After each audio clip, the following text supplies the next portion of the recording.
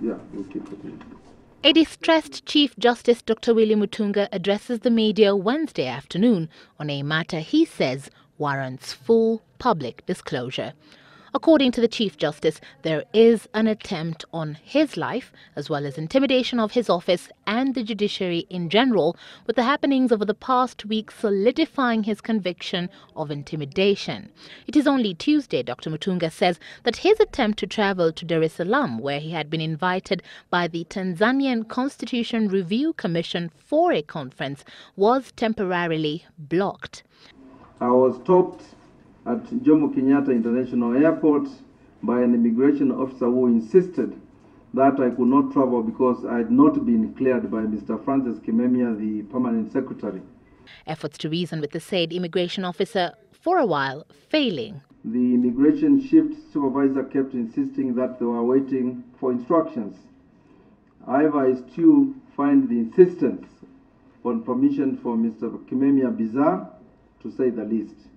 He was eventually allowed to travel, but says more peculiar was what happened when he arrived in Dar es Salaam. I received a telephone call from the Director General of the National Intelligence Service, Major General Michael Gishangi, apologizing for the small hiccup at the airport.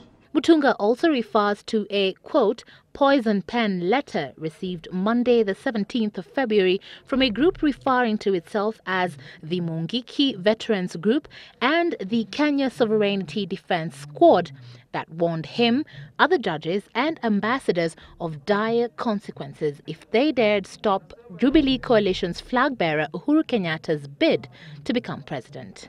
The integrity case against the two was thrown out last week after a 5-judge bench declared that the case was not within its jurisdiction.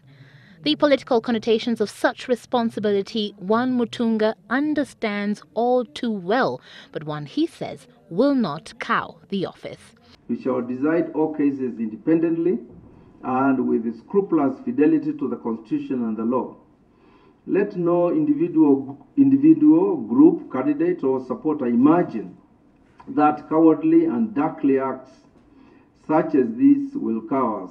Mutunga, a man on record as saying he is willing to die for the democratic gains in this election or even thereafter, has now passed the baton to Inspector General of Police, the Director of the Criminal Investigations Department, Director of the National Intelligence Service and the Director of Public Prosecutions to investigate the claims and also to take the necessary steps to enhance the security of judges and other judicial officers at this time.